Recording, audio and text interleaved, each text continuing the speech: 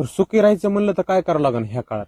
या काळामध्ये फक्त छाती दम धरायचं, तेव्हा ती सुखी राहते. छातीच्या बाहेर दम सोडला की मग कामातून गेला. म्हणजे आजकालच्या लोकांकडे ऐकून घेण्याची क्षमता अजिबात नाहीये. नाही नाही तर मग ती क्षमता वाढवण्यासाठी काय करावं लागेल? ते कसं आहे, तिसरा कुत्रा असते ना त्या प्रमाणे असते ते, त्यांना काय पर्याय सांगू.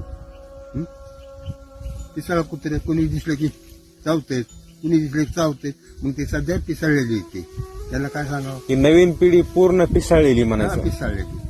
कारण त्यांना जर शांत करायचं म्हणलं तर काय करावं लागेल? नाही नाही, शांत होतच नाही तर नाही होत नाही.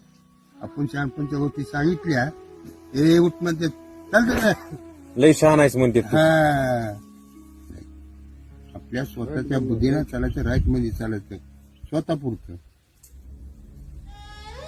डायरेक्ट म्हणतात कुठं ते आणायचं तू चाल. बरं, तुमचं कवा तुमच्या बायकोचं भांडण झालं का? हा, तेव्हा पण होतात जवानी. पण त्यावेळेस तुमच्या बायकोनं म्हणजे राग मानला का कवा? रागबाई कशी मानी, तिच्या आई बापाच्या घरी गरीबी.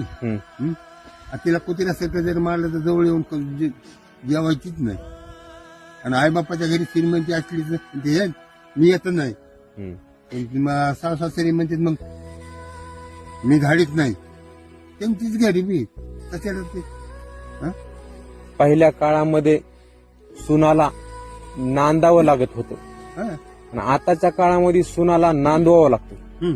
बरोबर. बरोबर. कारण आजकाल जर दमदाटी करून मारून लावलं तर सून वापस येणं शक्य नाही. पण काही पहिल्या काळामध्ये नांदावंच लागत होतं, पर्यायच नव्हता. रक्त पडत होतं, एवढं मार घेत होत. म्हणजे रक्त निघोस तर मारायचं. मग जनावरासारखा पहिला मार होता तरी ती बैला नांदावंच लागत होतं. आजकाल जर तसं मारलं तर राखेल, नाही तर औषध रॉकेल पेन नाही तर अंगावर तेल ओतून घेणे, 2 मिनिटात आयुष्य उद्ध्वस्त करणे, एवढाच पर्याय शिल्लक आहे.